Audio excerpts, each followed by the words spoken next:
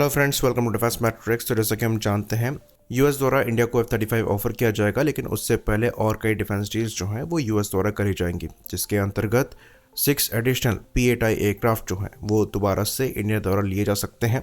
वहीं पर जेवलिन के साथ साथ स्ट्राइकर को भी इंडिया में प्रोड्यूस करने की बात चल रही है। बाकी जेट इंजन्स का प्रोक्योरमेंट तो हमारे द्वारा किया ही जा रहा है। जॉइंट प्रोडक्शन भी प्लान में है, जैसे कि हम जानते हैं।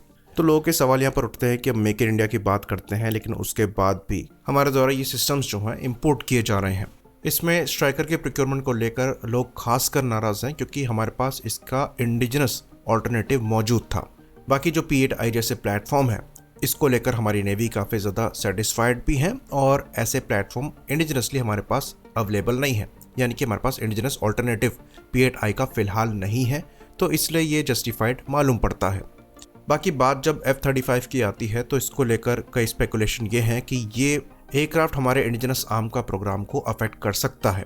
इसलिए कई लोग इस मत के हैं कि ये प्लेटफॉर्म हमें प्रिक्योर नहीं करना चाहिए और AMCA पर ही हमारा पूरा फोकस होना चाहिए। तो एक काफ़ी इंपॉर्टेंट चीज़ हमें यहाँ पर समझना ज़रूरी है कि क्योंकि हमारी जो लोकल मिलिट्री इंडस्ट्रीज़ हैं वो अभी ग्रो करना स्टार्ट हुई हैं और हमारे पास सारी टेक्नोलॉजी अवेलेबल नहीं है, तो हम एक ही दिन में आत्मनिर्भर पूरी तरीके से नहीं बन सकते। इवन जो हमारे इंडिजिनस इक्विपमेंट्स भी हैं, उनमें भी काफ़ी बड़ा पोर्शन इम्पोर्टेड है। हमने एरो इंडिया कवर किया, जिसमें कई ऐसी कंपनीज़ हैं जो कि इंडिजिनसली मिलिट्री इक्विपमेंट्स को डेवलप कर रही हैं, लेकिन वो भी कंप्लीट इंडिजिनस नहीं है। वहाँ पर भी कई कंपोनेंट्स बाहर से आते हैं। तो जो कोऑपरेशन और कोलैबोरेशन है वो आपको चाहिए होगा जब तक आप पूरी तरीके से आत्मनिर्भर नहीं बन जाते हैं। और ये ट्रांजैक्शनल रिलेशनशिप मेंटेन करने के लिए आपको कभी कभी ऐसे इंपोर्ट करने पड़ेंगे जिसमें आपको डिसेंट अमाउंट पे करना पड़े, क्योंकि हम चाइना की तरह अनएथिकल वे में चीज़ों को नहीं निकाल सकते।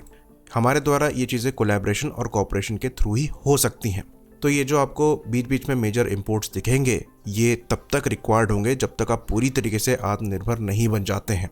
ऑल्दो हमारा पर्सनली अभी भी ये मानना है कि स्ट्राइकर की जगह दूसरी और इम्पोर्टेंट चीज़ों को इंपोर्ट किया जा सकता था, पर इसका एक बेहतर ऑल्टरनेटिव मौजूद था, वो भी इंडिजिनस, जिसको हम चांस दे सकते थे।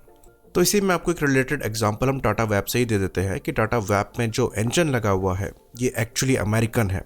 तो हमारे जो इंडिजिनस प्रोडक्ट है, जैसा कि हमने बताया, उसमें कई कंपोनेंट्स इंपोर्टेड हैं।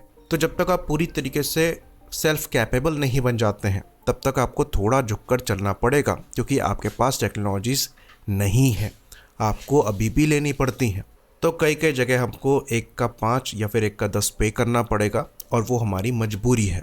तो ये प्रैक्टिकल चीज़ हमें समझनी पड़ेगी। हर चीज़ पर हम ऑफेंड नहीं हो सकते, लेकिन पैरेलल में हमें अपनी इंडिजिनस अप्रोच को भी स्ट्रॉन्ग रखना पड़ेगा, वरना यहाँ पर जो हम पे कर रहे हैं उसका कोई मतलब नहीं है। तो अगर F-35 की बात यहाँ पर चल रही है तो AMCA को रोका नहीं जा सकता। अमेरिका से हम डेफिनेटली टेक्नोलॉजीज़ को F-35 के साथ साथ ले सकते हैं, जो कि हम AMCA में यूज़ करें, लेकिन AMCA पर कमिटमेंट हमारा किसी भी कीमत पर नहीं जाना चाहिए। बाकी एक 5th generation fighter platform AMCA से पहले लेना क्यों ज़रूरी है, ये भी हम समझ लेते हैं। तो इस आर्ग्यूमेंट को हम पहले भी सामने रख चुके हैं कि अगर आपके एनिमी के पास एक 5th जनरेशन एयरक्राफ्ट है, तो आपका जो 5th जनरेशन एयरक्राफ्ट है ये साइकोलॉजिकल इम्पैक्ट देता है। ये ऑपरेशनली भी इंपॉर्टेंट होता है, पर साइकोलॉजिकली भी एक इम्पैक्ट सामने रहता है। दूसरा जो इससे ज़्यादा इंपॉर्टेंट पॉइंट है वो ये है कि एक 5th जनरेशन फाइटर प्लेटफॉर्म अगर आपकी सर्विस में है, तो आप उसको यूज़ करते हुए एक 5th जनरेशन फाइटर प्लेटफॉर्म के अगेंस्ट में क्या स्ट्रेटजी होनी चाहिए तैयार कर सकते हैं।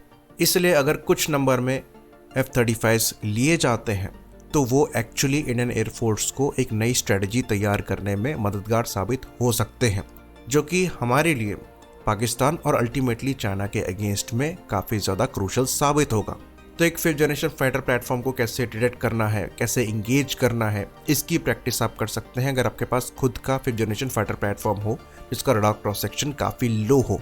क्योंकि जब एयरक्राफ्ट बाहर से आते हैं एक्सरसाइजेस के लिए, तो वहाँ पर जो रडार क्रॉस सेक्शन है उसको छुपाया जाता है, तो वो एक्सपोजर आपको दूसरे के एयरक्राफ्ट से नहीं मिलेगा, वो आपको खुद प्रिक्योर करना पड़ेगा।